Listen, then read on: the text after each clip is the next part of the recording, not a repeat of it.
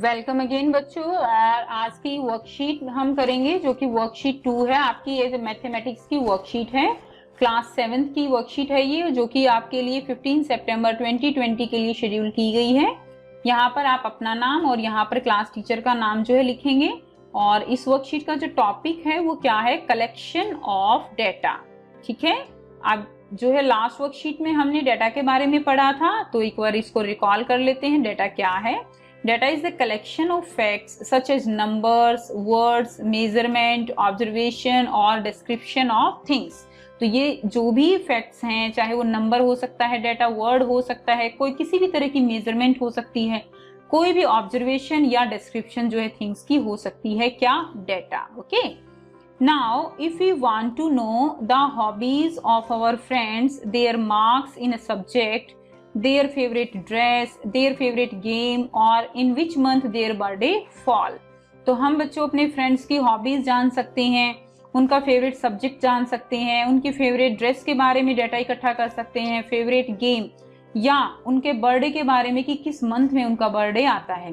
Then we collect data for the specific information regarding our need. तो जैसी भी हमें जरूरत है उसके अकॉर्डिंग बच्चों हम डेटा जो है वो कलेक्ट कर सकते हैं।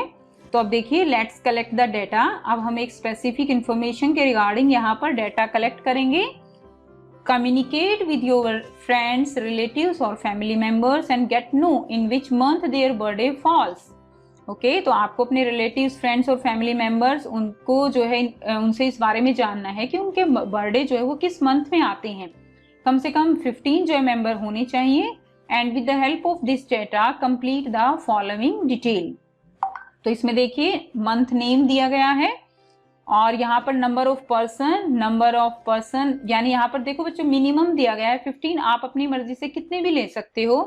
ठीक, मान लीजिए आप अपनी क्लास का ही डेटा यहाँ पर बर्थडे का इकट्ठा कर रहे हो, तो यहाँ पर आप जो है फॉर एग्जाम्पल मैं आपको यहाँ पर बता रही हूँ, जैसे जनवरी में 3 बच्चों का बर्थडे जो है आता है, फरवरी में 2 का, मार्च में 1, अप्रैल में 2, मई 3, जून 1, जुलाई 5, ओके, अगस्त 6, सितंबर 4, अक्टूबर 3, नवंबर 2, दिसंबर 1। तो ये क्या कलेक्ट हो गया बच्चों आपके पास? ये डेटा कलेक्ट हो गया किस बारे में? जो आपकी क्लास के बच्चे हैं उनका बर्थडे किस डेट में फॉल करता है, वो डेटा जो है वो आपका यहाँ पर जो है आपका कलेक्ट हो गया कि किस मंथ में कितने बच्चों का बर्थडे जो है वो आता है। Hence, the collection of data is done keeping in mind the specific information needed from the data। यानी collection of data जो है वो आप कर सकते हो जो भी आपको particular specific information चाहिए उसके बारे में। For example, hobby of 20 students of class 7 are as follows। तो hobby जो है बच्चों, hobby आप 20 students के hobby को यहाँ पर एक data की फॉर्म में दिखाएंगे। तो देखिए कैसे, hobby क्या है, रीडिंग, राइटिंग एंड सिंगिंग।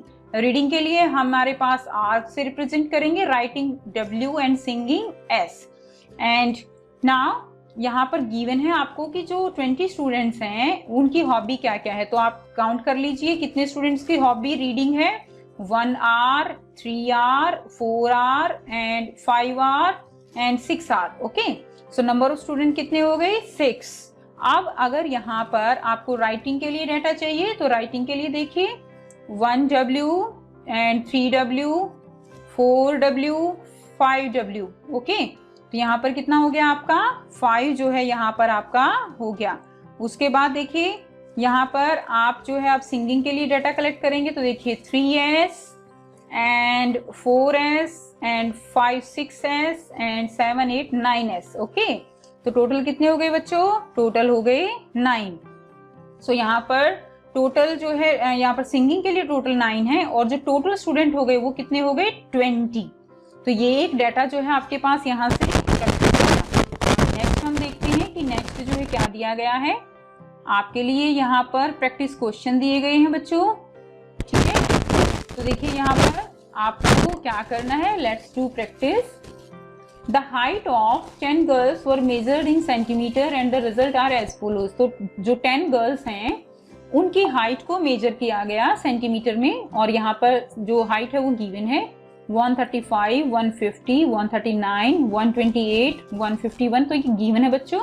आपको क्या बताना है what is the height of the tallest girl, तो जो सबसे लंबी लड़की है, टॉलेस्ट गर्ल है, उसकी हाइट आपको बतानी है। तो यहाँ से आपको छांटना पड़ेगा। यहाँ से देखिए आपके पास ये है 151, इसकी हाइट जो है वो सबसे लंबी है, तो यहाँ पर हम लिख देंगे 151 centimetre. What is the height of the smallest girl, इसमें से आप देख सकते हैं, तो ये हो जाएगा बच्चों 128 सेंटीमीटर। पहले आप खुद से करके देखिएगा, उसके बाद जो है वीडियो की हेल्प लीजिएगा। देन सी पार्ट क्या है, now subtract height of the smallest girl from the height of the tallest girl. तो बच्चों आपको स्मॉलेस्ट गर्ल की हाइट जो है वो टॉलेस्ट गर्ल की हाइट से क्या करनी है, माइनस करनी है, सब्ट्रैक्ट करनी है। तो आप इजीली कर सकते हो 128। तो यहाँ पर देखिए कैसे होगा, 1 में से जो है 8 सब्ट्रैक्ट नहीं हो सकता, तो 5 से क्या लेंगे, हम कैरी लेंगे। कैरी लेंगे तो यहाँ पर क्या हो जाएगा 11 और यहाँ पर 4 रह जाएगा। तो यहाँ पर 11 में से 8 माइनस करेंगे, क्या होगा 3, और यहाँ पर कितना हो गया 2। ओके, तो ये 23 सेंटीमीटर जो है क्या आ गया, डिफरेंस आ गया।